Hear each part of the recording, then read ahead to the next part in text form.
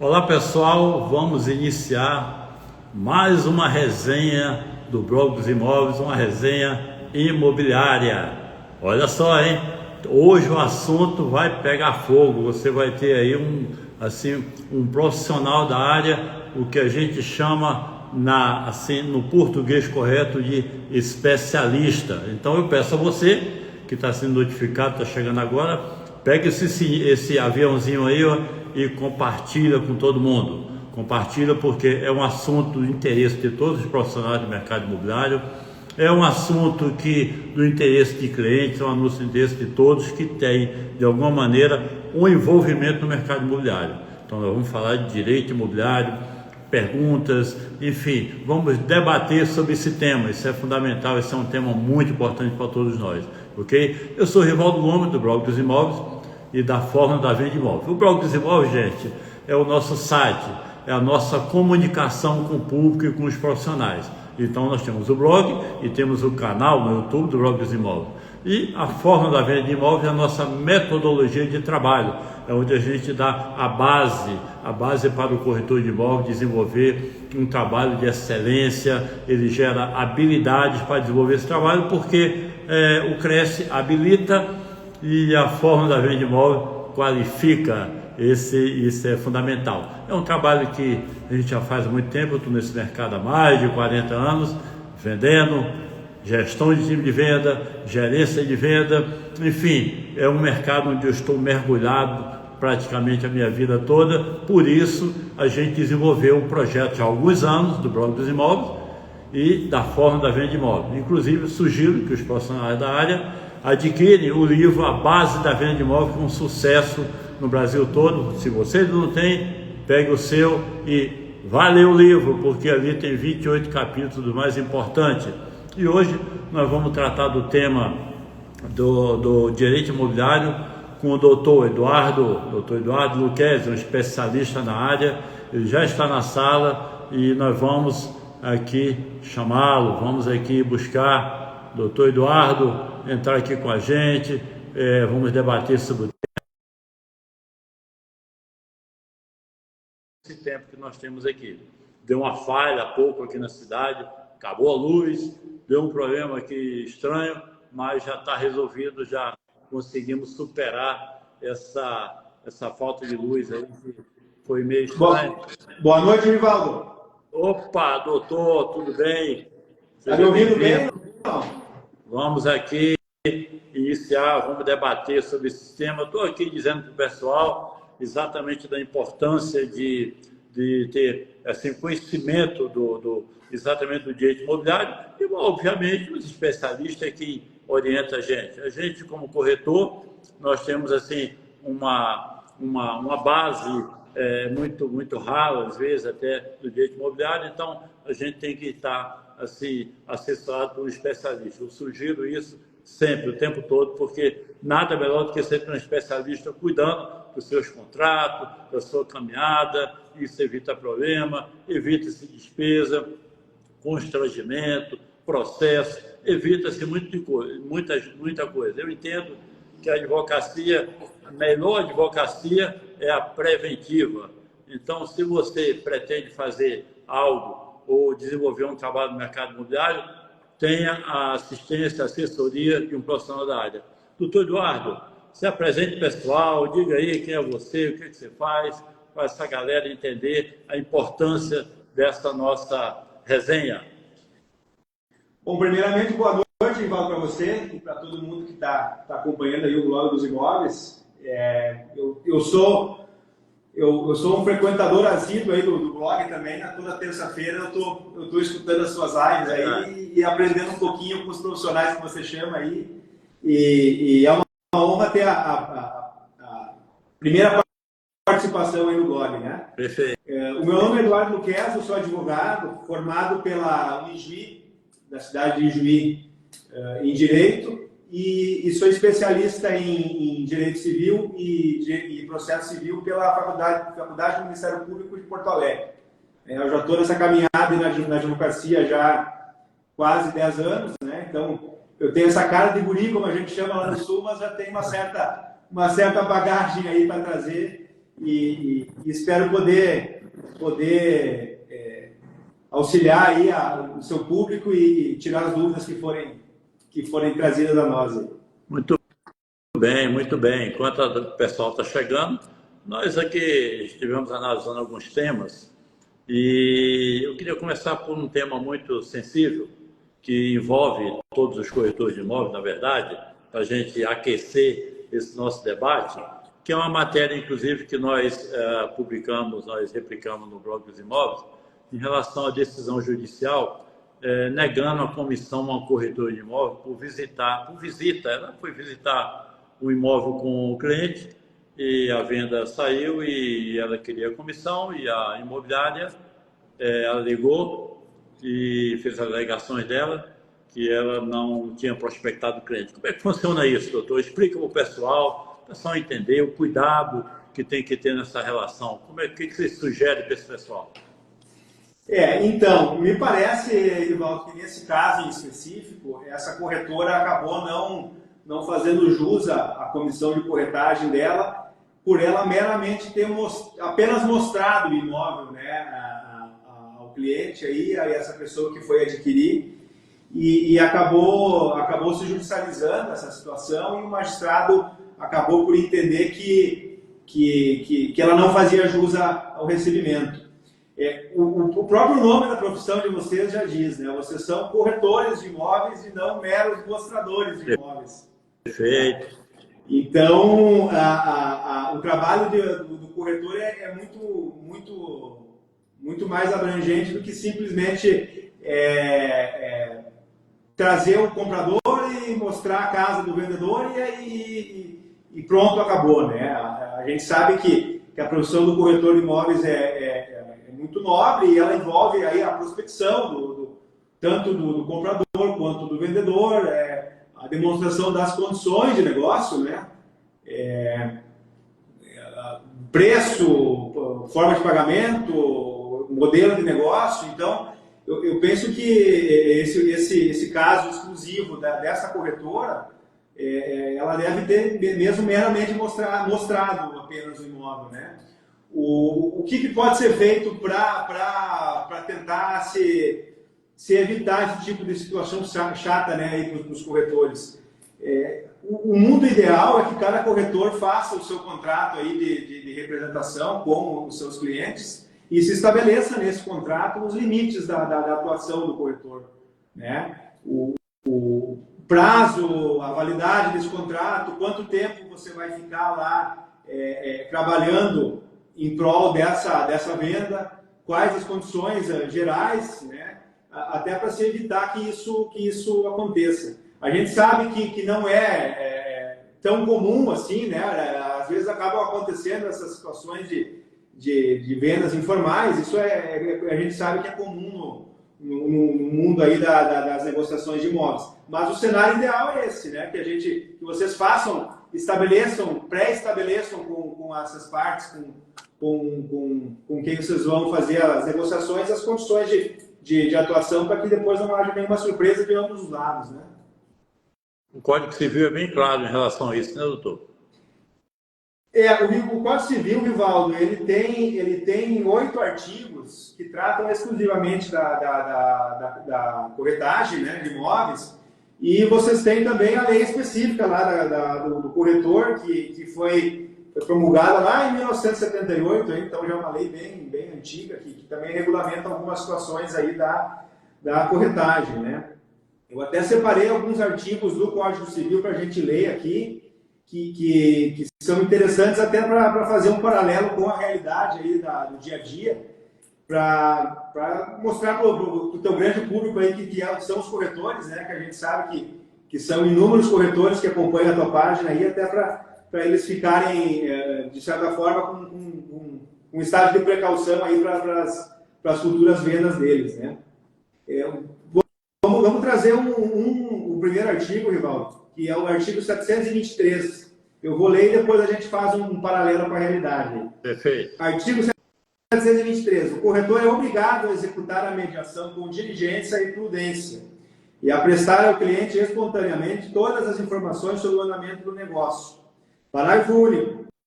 Sob pena de por perdas e danos, o corretor prestará ao cliente todos os esclarecimentos acerca da segurança ou do risco dos negócios, das alterações de valores e de outros fatores que possam influir nos resultados da incumbência. O que isso quer dizer na prática, né? O corretor ele pode ser responsabilizado pela indesídia, pela imperícia ou por algum erro que ele venha cometer nas atribuições do seu serviço. Então, o corretor, a responsabilidade dele não é meramente mostrar o imóvel ou finalizar a venda ou também só trazer o cliente para dentro do negócio. Ele é obrigado, por lei, né, isso é um artigo do Código Civil, ele é obrigado, por lei, a prestar todo o auxílio e toda a diligência e precaução quanto ao negócio para que não lese nem o comprador e nem o vendedor. E caso haja essa lesão, né, que pode acontecer em cada caso, o corretor vai responder judicialmente por essa situação nos limites lá do prejuízo que ele causar a essas pessoas, né? Veja bem, eu acompanho bem tudo isso e normalmente eu trabalho da seguinte maneira. Esse artigo ele é bem direcionado ao imóvel de terceiro, ou imóvel pronto, o imóvel que alguém pega esse imóvel de alguém para vender. Então, é um trabalho que, se não fizer um trabalho correto, eu, inclusive, quando eu desenvolvo uma venda de imóvel terceiro, eu trabalho com autorização exclusiva e eu faço relatórios a cada 10 dias do que eu estou fazendo com aquele imóvel. Então, anúncio que eu fiz, um lead interessado, uma situação que eu relato. Então, eu crio essa conexão via e-mail exatamente para evitar esse tipo de problema. Porque, se não for assim, vai dar problema lá. Você vê, tem situações, o ano passado, ano retrasado, um corretor indicou uma venda para a mãe de um jogador famoso aí, e ela entrou em contato com a imobiliária, comprou e ele queria comissão. Então, ele também ficou numa situação difícil, porque ele não tinha um imóvel, ele não tinha autorização para trabalhar o imóvel, ele falou que havia um imóvel na imobiliária X e ela entrou em contato direto, quer dizer, ficou sem conexão. Então, eu creio que todas as conexões devem ser corretas. E aí a gente tem um instrumento que é a autorização de venda correta ou o mandado, né, de venda. Tá certo? O que acontece, Rivaldo, é que hoje nós vivemos num mundo jurídico que há muita insegurança quando as questões são judicializadas, né? Mesmo que a letra fria da lei ela seja, às vezes, muito clara, em algumas vezes não tanto, as interpretações são muito subjetivas quando se leva ao judiciário a prestação de alguma demanda. Até porque quem vai apreciar cada situação são pessoas, são seres humanos como eu, como você, né? Os juízes, eles são, obviamente, pessoas capacitadas para estarem lá, porque passaram no concurso e passaram por todas as etapas lá da magistratura, mas eles têm as suas convicções pessoais, têm seus entendimentos, têm suas crenças, né?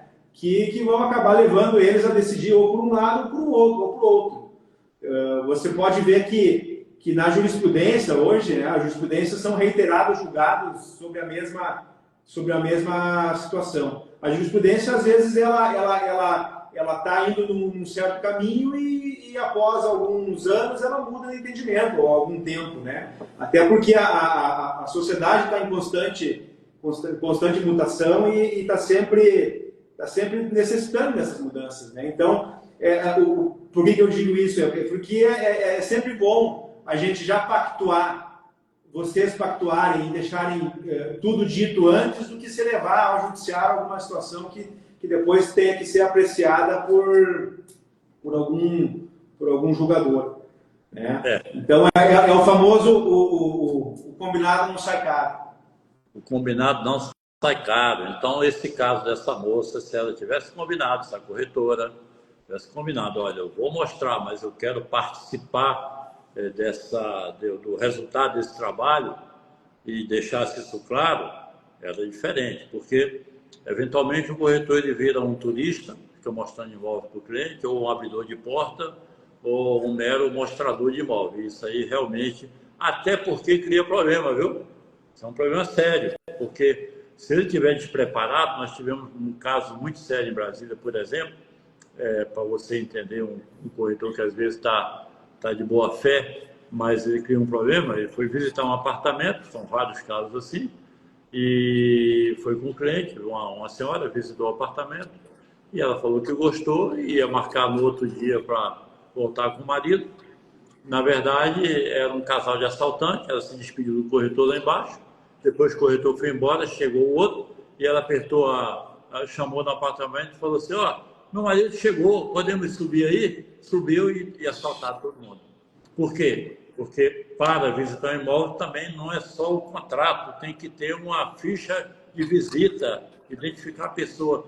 E isso gera responsabilidade para o corretor. Enfim, o trabalho não é fácil não, viu? Pois é, a gente sabe, né, a Tem que ser bem responsabilidade de feito. vocês e até eu sempre brinco com alguns corretores que o corretor, ele na hora de mostrar o imóvel, ele não precisa... O imóvel eu já sei que o banheiro, o quarto, o quarto, né? Então, ele não precisa ser um mero mostrador de imóvel, ele tem que abranger muito mais situações que façam valer aí a profissão tão nobre de vocês, né? Aconteceu isso comigo no lançamento em Pirinópolis, no estado de Goiás, cidade histórica, e uma corretora minha recebeu um casal e ela entrou no chalé muito bonito, e falava assim, aqui é a sala, aqui é a cozinha, aqui é o lavabo, aqui é o quarto. Aí eu chamei e falei assim, esse cliente são deficientes visuais, tem algum problema, né? Então, vai muito mais além. Para a gente poder ter direito ao nosso honorário, nossa comissão, a gente tem que ser profissional. Daí, nós estamos trabalhando no tema dos especialistas. Mas aí, se você quiser passar desse tema, tem um outro para lhe propor aqui, para a gente conversar. Tá bom? Dentro disso aí. Eu Que até tal a queria gente falar dentro desse tema ainda, só a última, até o outro artigo que eu havia separado para a gente discutir, que é o artigo 727 do Código Civil.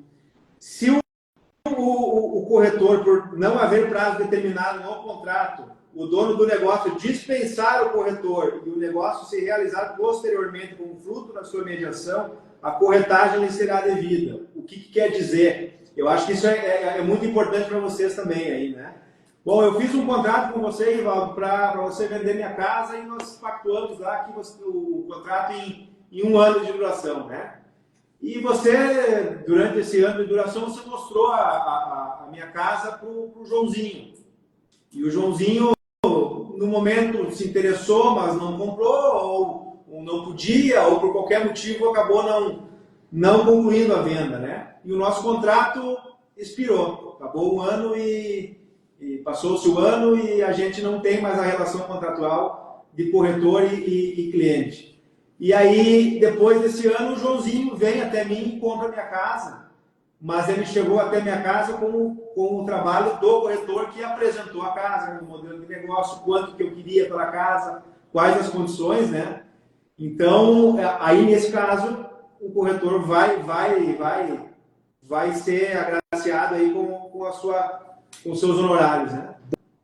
Boa, foi bom você lembrar desse tema, porque eu tenho aqui um complemento para os colegas. Normalmente, na minha autorização de venda, eu abro espaço, obviamente, onde eu coloco o e-mail do cliente e digo que aquele é o e-mail onde eu vou comunicar as visitas. E através daquele e-mail eu comunico as visitas e o que ocorreu com essa pessoa. Com isso eu me protejo e crio ali esse link, né? Tá correto? Com os clientes que visitaram aquele imóvel. Isso aí foi excelente. Em função disso, eu vou dar um exemplo que ocorreu ano passado. Aquele cantor, famoso aí, aquele Safadão, é Safadão, né, o nome dele? Eu não escuto, não, mas eu achei interessante a matéria. Wesley Safadão. Meu nome é Wesley Safadão? Isso. Rapaz, ele foi em cima do nome dele, porque ele procurou um corretor que estava anunciando uma casa em Alphaville, em São Paulo, e mostrou a casa e tal, e eles negociaram, e depois ele falou que não queria casa, não queria imóvel, né? E o corretor Pô, ele gostou tanto, ele não quer mais e tal, e não sei o quê. E uma semana depois ele começou a mostrar o imóvel através do Instagram, na casa dele, e comprou em nome do irmão, entendeu? E, enfim, fizeram alguma situação lá para não pagar a comissão do corretor. Imóvel de, me parece que era 15 milhões, é uma comissão de aproximadamente 700 mil reais. Mas o corretor entrou na justiça e me parece que ganhou a ação porque tinha documento e tinha como provar que ele levou o cliente, ou seja, prospectou, foi feita a proposta e, eventualmente, não sei o caso, mas foi feito algum conluio ali para dizer que não tinha sido através dele, o fato é que recebeu a comissão. Então, você tem razão em levantar essa questão de documentar. Documente a visita, documente tenha autorização de venda e crie esse link. Aí, você protegeu o seu trabalho, não é isso? Exatamente, é. Agora, o safadão foi bem safado nessa. Ele foi. Infelizmente, tem muito cliente na mesma vibe aí, entendeu? Que acha que o corretor de imóvel é uma profissão menor. E não é. É uma das profissões mais importantes do planeta, porque a gente entrega, a gente intermedia aquilo que é mais valioso para a vida de uma família e, eventualmente, para os investidores. É claro. Então, vamos aí. Você pega pessoas do planeta, os maiores investidores do mundo investem em imóveis. Você pode fazer o que você quiser com essa moeda aí, digital, o que for. Pega aí o Trump, o futuro presidente americano aí, né? O ex-futuro. O cara é um corretor de imóveis, bem sucedido, aliás. Eu acho que eu não vou conseguir a presidência dos Estados Unidos, entendeu? Porque eu não sou americano e não tenho a grana que ele tem, mas é um corretor de imóveis. Então veja que a nossa profissão é muito nobre, não é uma profissão qualquer não. Então é preciso defender seus honorários, mas trabalhar de maneira correta. Tá certo? Certo. Mais algum fragmento desse tema aí? Senão a gente pula para o outro aqui, eu quero me propor. Quanto a esse tema, eu acho que a gente abordou os pontos principais, né? Uhum. E só uma última colocação, que o que gera a comissão do corretor, né? Com o que a lei diz que olha, o seu serviço finalizou e você está merecendo os seus honorários.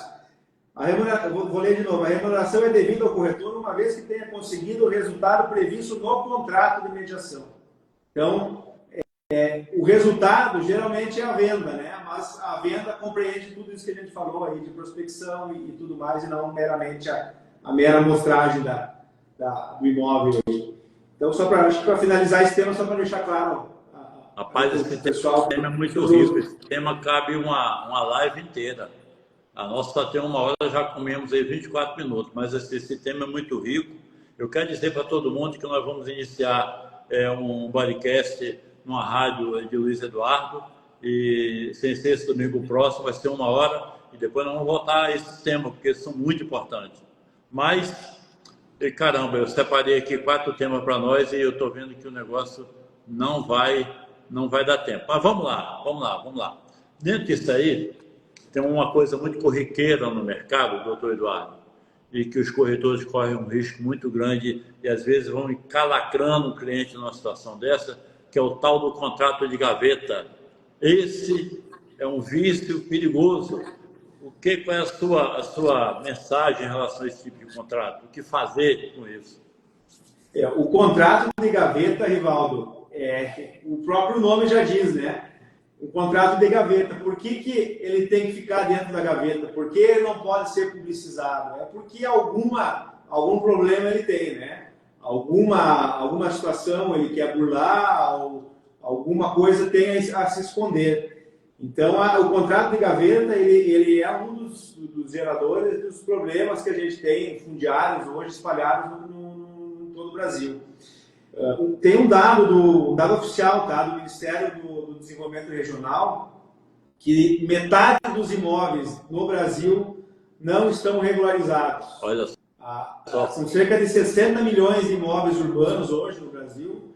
Então, cerca de 30 milhões não estão regularizados. O que é uma prática muito comum hoje em dia, né, com esse contrato de gaveta? O proprietário vende para outro com contrato de gaveta, esse outro já vende para outro com contrato de gaveta, e aí vai se criando essa cadeia de vendas irregulares, e a pessoa que está na posse do imóvel agora jamais vai conseguir regularizar isso diante de todas essas transferências fraudulentas que se tiveram durante o transcurso do tempo, né? E isso acaba gerando um problema grave quanto aos imóveis. Você pense que essa situação de se alienar imóveis com meros contratos de gaveta, ela não traz implicações só para essas pessoas envolvidas nessas vendas, dessas alienações. Ela gera, inclusive, uma fraude fiscal. Por quê? Quando você aliena um imóvel para outro, o que você recolhe? Imposto de transmissão, né? ITBI. E cada venda dessas deveria gerar o tributo ao Estado, né? Então, a cada venda dessas fraudulentas que se faz com contrato de gaveta, você está deixando de recolher o imposto devido e você está incorrendo aí numa fraude fiscal. Então, ela gera efeitos entre os participantes da trama e também para terceiros, que no caso seria o fisco aí, né? Perfeito. Então, uma dica aqui para a gente convidar na próxima, Anne, como é esse nome, meu Deus? Kemper, é isso? Expert no assunto? Olha só, hein? Esse assunto, isso vai rolar muita coisa aí para nós, viu? Mas, assim, o contrato de gaveta é o tipo do negócio onde todos perdem. Perde o comprador, que acha que tem um imóvel e não tem. Perde o que vende, que acha que vendeu e não vendeu. Porque vai ficar aquele imóvel ocupado por outro, que pode, se for um financiamento, normalmente é financiamento, né? É um financiamento, vamos imaginar aqui Minha Casa Minha Vida, ocorre muito isso, a pessoa compra o imóvel, ou até aqueles imóveis de prefeitura, né? Que tem uma prestação baixa, faz um contrato e deixa aquilo para lá. Fica difícil, viu? Porque o que acontece é que o banco, normalmente quem entra não paga, normalmente não, né? Pode pagar, mas às vezes não paga. Vai ficar o cadastro do outro inadimplente, enfim, um problema, e não tira de dentro do imóvel, né? Então, é complicado o tal do contrato de gaveta. Eu não aconselho. Quando tenho algum aluno meu, algum corretor da minha equipe, eu falei, evite isso, evite confusão na sua vida. Por quê? Porque o corretor também é responsável ao intermediar um contrato desse. Estou correto? Está certo o que eu estou dizendo? Certo, voltando ao assunto anterior, o corretor ele responde pelos atos que ele, ou de omissão, ou de participar ativamente quanto a essa situação. São duas situações, Ivaldo, dos contratos de gaveta, que são os principais perigos, né? O primeiro é esse que você comentou. A pessoa compra um imóvel, o imóvel está financiado, e vai lá e vende para outro e faz um contrato de gaveta que esse outro vai pagar um certo valor a título da compra lá e vai assumir o financiamento, né? E aí essa pessoa que está comprando o imóvel agora para de pagar o imóvel, né? Para de pagar o financiamento, e aí o débito fica todo para quem fez a venda lá através desse simples contrato de gaveta. Então, esse é um dos principais casos que são muito comuns aqui, né? Você deve acompanhar aí também quase que diariamente casos desses, e aí procura advogado, procura o corretor, e a situação muitas vezes é quase irreversível, né? Porque o banco financiador não vai deixar de cobrar a pessoa, né? E essa pessoa está lá no banco com seus dados, com as suas condições, e aí ela vai se voltar para quem ela comprou, para quem ela vendeu o imóvel. A pessoa não tem mais condições, e muitas vezes, né? Parou de pagar porque não tem condições, e aí a bola de neve está criada e o problema está posto, até porque muitas vezes você não consegue mais retomar esse imóvel porque a outra pessoa já está morando nesse imóvel. Então é uma situação que causa muito melindre aí mesmo, de fato, né? A outra situação que que envolve bastante também esses contratos de gaveta é essa escadinha que eu acabei narrando no início, né? Vende para um, vende para outro, vende para... E acaba se chegando num quarto, quinto dono, e o imóvel está lá registrado no registro de imóveis em nome daquele primeiro proprietário do imóvel.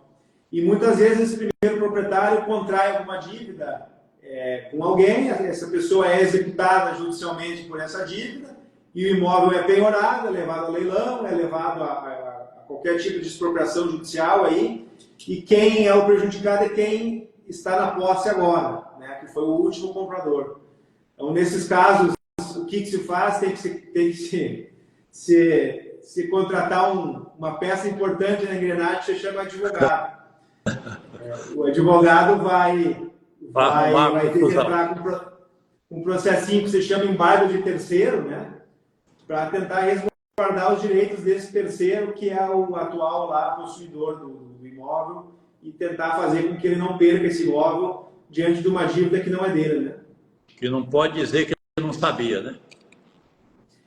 Quando você se dispõe, Valdo, a fazer a compra de um imóvel nessas condições, você tem que estar ciente dos riscos, né? Então, ainda que você tenha uma boa fé, você vai ter que responder judicialmente pelo ato de fazer a compra de um imóvel de uma forma que não é a formal e a regular.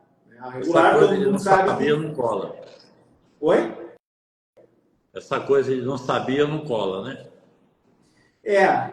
Não dá para alegar não saber, né? No judiciário, você alegar não saber, desconhecer a situação, muitas vezes é a mesma coisa que não alegar nada.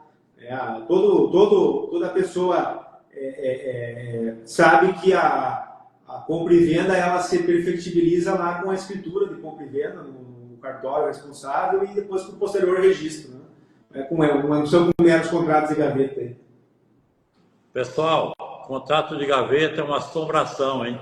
Sai fora desse negócio, isso aí não funciona.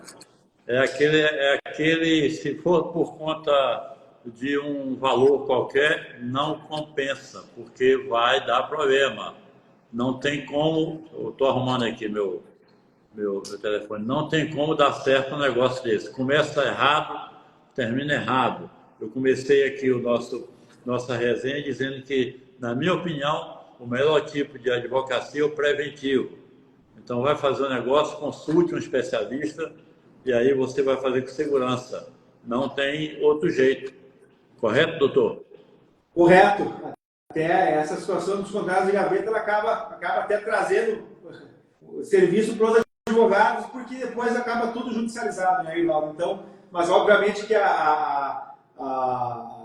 o correto é de forma preventiva já se procurar um profissional que vai te orientar da melhor forma, que você não tenha que se socorrer depois ao judiciário para resolver alguma contenda aí que venha acontecendo nesse meio de negócio, né? Perfeitamente. Eu vou dar só um detalhe aqui para o pessoal envolvido com Minha Casa Minha Vida, que é a nossa especialidade. Então, se você financiou um terreno, um imóvel, uma casa, um apartamento, utilizando aí o Minha Casa Minha Vida, obviamente está lá dentro da Caixa Econômica, quer transferir, então você vai buscar, vai fazer essa transferência. Procure um correspondente Caixa aqui, e vá buscar um banco, e esse banco tem uma figura aí, que eu queria que o doutor falasse um pouco dele, sobre a questão do interveniente quitante. Né? Explica para a gente o que é isso, para o pessoal poder entender, porque é realmente um caminho para buscar um imóvel que já está financiado, ou vai buscar outro banco e resolver essa situação. Não precisa estar fazendo contrato de gaveta. Fala um pouco dessa possibilidade do interveniente quitante, doutor Eduardo.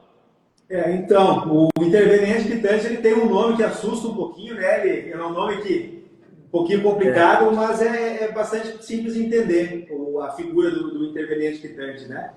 Vamos dar, acho que a melhor forma de até explicar para todo mundo é dando um exemplo de como funciona essa figura, né? Vamos pensar que você, Rivaldo, você comprou uma casa e essa casa você financiou qualquer instituição, aí na Caixa, né? Vamos pegar a Caixa como exemplo. E por algum motivo alheio a qualquer vontade, por qualquer motivo variado, você não quer mais a casa e você encontrou um comprador que sou eu o comprador, né? Então, em vez de fazer o contrato de gaveta, como nós já havíamos falado, você me traz para o negócio e eu vou procurar uma outra instituição. Vamos pegar aí o Sicredi, né? E o Sicredi vai ser o interveniente quitante, que significa o quê? O Sicredi vai quitar a dívida do Rivaldo com a Caixa, né? O Rivaldo vai ajustar comigo as condições de negócio entre Rivaldo e Eduardo, e o Eduardo vai contrair um novo financiamento com o Sicredi dessa vez, com novas pactuações, novos conceptários, né, que serão dali para frente cobrados aí sim do Eduardo. Então essa é a melhor forma, caso você queira vender um imóvel que está financiado, de fazer da forma mais correta. Muita gente confunde, Rivaldo, essa situação do interveniente quitante também com a portabilidade, né? Certo. A portabilidade, ela veja que a figura do interveniente quitante ela só vai existir quando houver um comprador, que sou eu, no caso do exemplo que eu dei, e você, que é o vendedor, e duas instituições, né? A portabilidade você só vai fazer a transferência de banco lá, né? Um banco vai quitar o outro e você vai continuar no seu próprio imóvel com um novo financiamento daí com o novo gravame lá com essa nova instituição, né? Perfeito. Se tiver condições melhores no outro banco onde você opera e você tem um financiamento desse tipo, aí já no seu nome você faz a portabilidade, diferente de comprar um imóvel de alguém que está financiado e o seu banco vai lá e quita aquele imóvel e refinancia para você, correto? Correto. Essa é a distinção das duas figuras, né? E que também são muito utilizadas, né, no dia a dia. E a gente vê muitos casos de portabilidade por condições mais atraentes no banco X, no banco Y, e vê também essa situação do interveniente quitante, né? Perfeito, perfeito. Conectado a isso, eu separei aqui até um outro tema para a gente. Caramba, não dá nem para a gente arranhar esse direito, né? Então vamos lá. Vamos lá. Certidões necessárias para a venda do imóvel, doutor. Qual é o básico para isso? E aqui para dar segurança ao corretor antes dele pegar um imóvel para vender, ou se ele vai comprar um imóvel que está num lançamento imobiliário, o que ele precisa? Tanto o corretor como o comprador. Só fazendo um link, Rivaldo, com o assunto anterior, né? Nós temos, conforme os dados do próprio Ministério, metade dos imóveis urbanos hoje sem a regulamentação necessária. Então, quando você vai comprar um imóvel, você tem que tomar as precauções devidas no sentido de que esse imóvel esteja todo regularizado, para que você não venha adquiri-lo e daqui a pouco ter uma surpresa ali na frente de perder o imóvel ou ter alguma complicação que afete o imóvel, né? E essas precauções, elas geralmente vêm acompanhadas da emissão de certidões quanto ao imóvel, que vão validar lá se o seu imóvel está apto ou não a ser vendido. Vamos listar algumas certidões que são necessárias na hora da compra e venda. A certidão negativa de ônus reais. O que é a certidão negativa de ônus reais? O imóvel ele pode estar gravado com hipoteca, com penhoras, com usufrutos, né? E isso são impeditivos da transferência do imóvel. Perfeito. Quando algum imóvel é gravado com uma hipoteca, por exemplo, o registro dos imóveis registra lá nos seus livros que existe esse gravame, e existindo esse gravame você não vai conseguir adquirir a propriedade do imóvel enquanto você não se resolver algum desses direitos reais, que são a hipoteca, o usufruto e dentre outras. Tá? Outra certidão que geralmente a gente sempre também acompanha, que tem correlação com a certidão negativa de ônus reais, é a certidão atualizada no imóvel. A certidão atualizada no imóvel nada mais é do que a vida inteira do imóvel, né? Todas as alienações que esse imóvel sofreu, todos os gravames que esse imóvel foi alvo lá, inclusive com as baixas, né? Esse imóvel pode ter uma hipoteca constituída e essa hipoteca ter sido baixada, não há problema, né?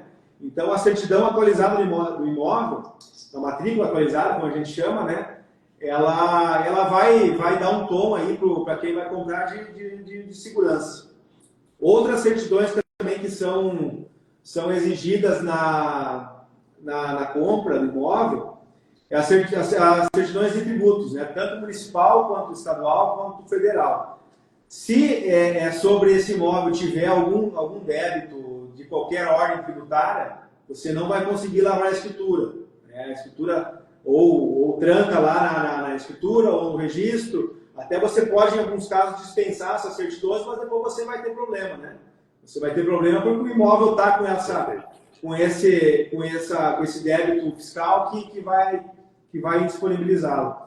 Da mesma forma, são a certidão de débitos trabalhistas, né? Os débitos trabalhistas, o proprietário atual do imóvel pode ter algum débito trabalhista que esteja não adimplido lá na esfera da Justiça do Trabalho, e você não vai conseguir fazer também a escritura se não tiver quitado todas essa situação trabalhista lá. Não só trabalhista, né, como previdenciária também. A previdenciária também entra nesse mesmo rol de débitos também tributários, né, trabalhistas, previdenciários. Outra certidão, por fim, que também é bastante pedida pelos cartórios na hora de fazer as escrituras, né, é a certidão vintenária de ações reais. O que é a certidão vintenária? Ela é a certidão na área de 20 anos anteriores à data, né, que esse imóvel não foi alvo de ações judiciais que envolvam os direitos reais desse imóvel, né, que não houve discussão quanto à validade dos direitos reais pertinentes ao imóvel que você está querendo financiar.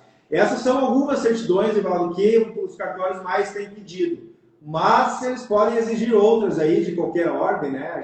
Os cartórios estão cada vez mais cuidadosos e diligentes nesse sentido de tentar fazer com que as vendas fiquem cada vez mais regulamentadas, né? Você tem toda a razão. Hoje, a propósito, um corretor colega nosso esteve comigo e estava chateado com o cartório porque não conseguiu lavrar a escritura, não conseguiu levar registro nem nada, porque o vendedor estava com problema na praça, estava com devedor num monte de lugar. Eu falei, mas o cartório tem razão, ele não pode fazer isso, porque ele tem os limites dele. É o caso aí, se o vendedor também está com problema, já é um mau sinal, né? Como é que faz? O devedor, quando tiver esse problema, ele vai ter que resolver o seu problema antes de conseguir alienar. Né? Não há meios de você burlar essa situação. Né? Então, não havendo a emissão de alguma dessas certidões, você simplesmente não vai conseguir transferir o imóvel para o seu nome. É simples assim, e o comprador vai ter que procurar saber qual é esse problema do devedor, ver se é algo que seja sanável com certa facilidade, e aí depois partir para resolver, né? Dentro desse tema aí, doutor Eduardo, vamos fazer uma pequena abordagem nos diferentes tipos de escrituras. Por exemplo, cartório de nota é uma coisa, cartório de revista é outra, mas as escrituras, qual é esse universo de escritura, como é que isso a gente pode esclarecer para o nosso pessoal? É importante ficar bem explicado, né, Rivaldo, que para se transferir o imóvel, você vai ter que lidar com os dois cartórios, né? Com o cartório de notas para fazer a escritura e com o cartório de registro para registrar essa escritura depois nas margens da matrícula, para que se perfectibilize lá a transferência do imóvel. né? Algumas cidades menores, elas têm esses cartórios juntos, algumas vezes. Então, pode ser que seja o mesmo cartório, mas o cartório de notas é um e o cartório de registro é outro. Inclusive, você vai pagar emolumentos, né? Nos dois. Você vai pagar na escritura e depois vai pagar no registro. Quase que uma máquina de fazer dinheiro aí do Estado também, esses cartórios. A gente sabe bem que também acaba muitas vezes dificultando as compras, né? Vocês que são da área mais comercial, vocês sabem bem que os compradores têm essa dificuldade também depois lá no registro de fazer o adimplemento desses emolumentos aí. Mas quanto aos tipos de escritura, né? A gente pode, a mais tradicional é a escritura de compra e venda, que você vai fazer quando você adquirir o imóvel, né? Vai procurar o cartório de notas e vai fazer a escritura de compra e venda, vai recolher o imposto devido, que é o ITBI, né? Antes de fazer a escritura é exigido também, além de todas aquelas certidões que a gente falou agora há pouco, o cartório vai te exigir que você apresente o imposto pago lá na prefeitura do imóvel, né?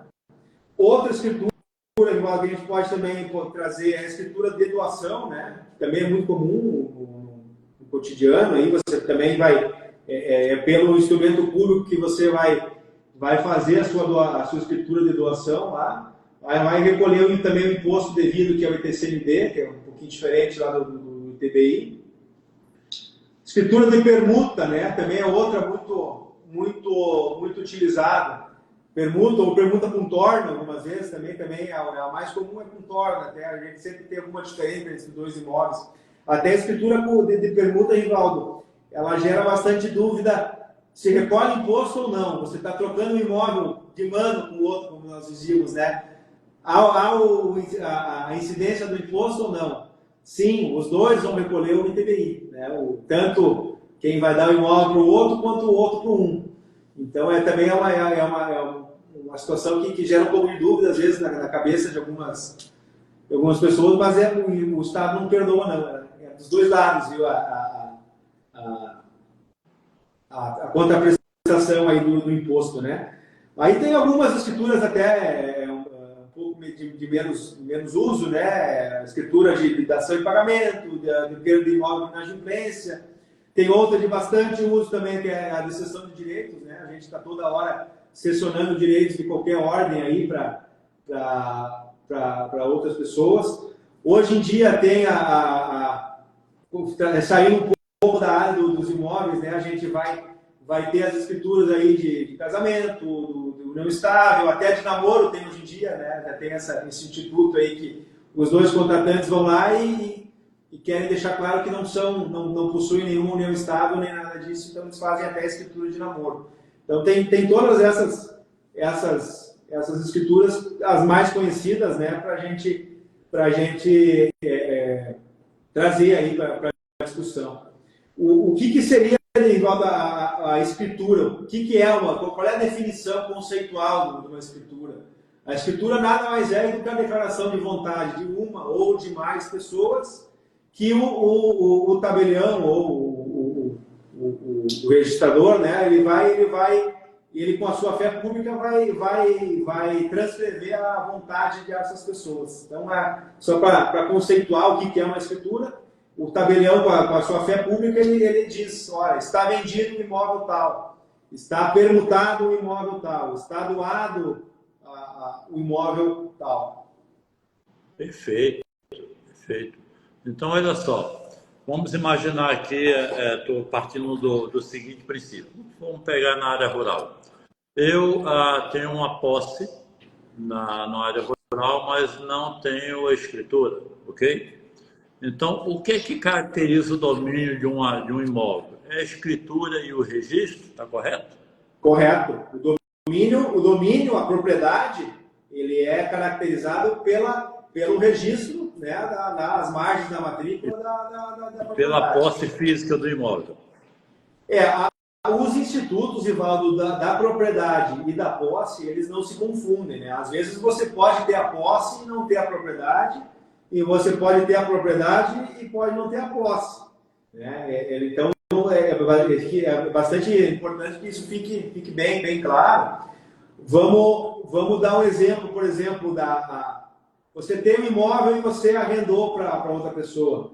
A posse desse imóvel hoje, a posse direta dele está com o arrendatário, né? Você não é mais o possuidor dele, mas você é o proprietário. Então, não se confunde não essa situação da posse e da propriedade. Não tem a ver uma coisa com a outra, não, né? Não, é bastante distinto. Inclusive, no direito, nós temos lá no Código de Processo Civil, nós temos no Código Civil que trata da posse e que trata da propriedade. Então, a gente diferencia, assim, né, essas dois institutos aí. Perfeito. Agora, tem um detalhe aqui importante do nosso dia a dia, e que isso gera muito problema, é a questão contratual. Então, os contratos devem ter multas claras para ambos os lados, tá certo? Porque isso aí evita a demanda, evita um monte de confusão. Nos fala um pouquinho dessa questão da importância de deixar claro multa tanto para o comprador como para o vendedor. Então, Rivaldo, hoje em dia, como eu até explanei um pouquinho aqui no início da nossa conversa, o direito está muito subjetivo, né? Ele dá muita margem para quando você levar até o judiciário alguma situação, ela ser interpretada de diversas formas. Então, nós advogados, nós temos procurado, ou pelo menos deveríamos procurar, colocar de forma bastante clara nos contratos de compra e venda de imóveis ou de contratos que envolvem imóveis as penalidades para cada situação que vier a ocorrer. Nós temos dois tipos de multa que os contratos trazem. A multa compensatória, que é quando, por algum motivo, alguma das partes infringir alguma cláusula do contrato. Vamos dar um exemplo. Olha, eu vendi para você o imóvel e você teria que me entregar com o quarto pintado. Você não me entregou. Então, se você não me entregar com o quarto pintado, a gente estabeleceria uma multa lá de 10% sobre o valor do imóvel. Né? A outra multa é a multa moratória, multa de inadimplemento. Eu vendi o imóvel para você, você não me pagou, então vai ter uma multa sobre o montante inadimplido lá, que é devido. Então, é bastante comum a gente diferenciar nos contratos esses dois tipos, né? Ou a multa moratória ou a multa compensatória. O que a gente tem procurado, né, até a gente tem essa relação profissional com a BSB, né, que nós estamos aí quase que diariamente confeccionando contratos e com situações de compra e venda de imóveis, né? A lei do distrato, em 2018 foi promulgada a lei do distrato. Tá? O que a lei do distrato trouxe de inovação? Ela pactuou de forma bastante clara quais os patamares de multa em caso de rescisão contratual ou por culpa do vendedor ou por culpa do comprador. Então, o que nós temos procurado fazer nos nossos contratos? Pegar a letra fria da lei, o que a lei trouxe, é uma lei recente, né, de 2018, que está aí super atualizada, pega a letra fria da lei e joga no nosso contrato. Porque aí depois, se for por qualquer motivo levado a prestação judicial, fica muito mais fácil de defender, né? Da gente dizer para o magistrado, olha, nós cobramos exatamente o que a lei nos autoriza, nos permite, então não há qualquer tipo de irregularidade. Outra situação também sobre a clareza das multas, né? Essa mesma lei do distrato, ela obriga que os vendedores de imóveis, principalmente no nosso caso, né, de incorporação de imóveis e condomínios, loteamentos, que o contrato ele tem um quadro resumo na frente. Né? O que o quadro resumo vai trazer? As multas, as condições, as principais condições da negociação, os dados do imóvel, para que depois o consumidor, o comprador, ele não venha alegar que não viu no contrato ou que não leu, né? Então esse quadro resumo é obrigatório hoje. Muitas pessoas eles acabam não sabendo, mas o quadro resumo ele é obrigatório em todos os contratos aí de incorporação para facilitar que o comprador visualize o que ele está contratando e os patamares das multas. Né? Perfeito, perfeito. Pessoal, é o seguinte, vamos lá.